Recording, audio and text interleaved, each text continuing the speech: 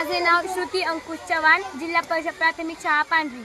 माझे नाव शरद प्रकाश अंबर्डे, जिल्हा परिषद प्राथमिक शाळा पांढरी. इयत्ता 7वी मध्ये आम्ही शिकतो. आमच्या प्रयोगाचे नाव आहे पाणी शुद्धीकरण. हा प्रयोगमध्ये दगड, कोळसा, कच आणि कापूस हे सर्व वापरलं आहे.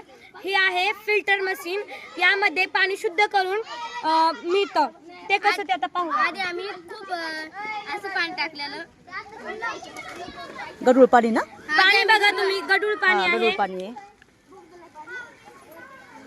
आपण हे दगड पासून सुरू केलेलं आहे. जसे नदीतून पाणी येते तसं. हा, ते गढूळ पाणी आता इथं जाणार आहे ना, कोळसा जाणार. कोळशातून मग इथं कोळसा हा हे पाणी जे कोळशामध्ये पाणी जातं ते कोळसा Observe या पाण्यामधले करतं, हा. विषारी घटक शोषून घेतं हा.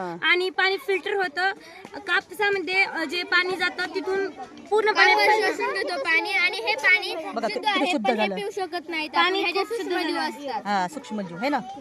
पण हे पाणी पिण्या इतके योग्य नाही. हा, हे बघा तुम्ही पाणी कसे होते आणि कसे झाले आहे पाणी. बघा मुलांनो, बघा रिअल फिल्टर. बघा रिअल फिल्टर. छान, मस्त. धन्यवाद. थँक्यू.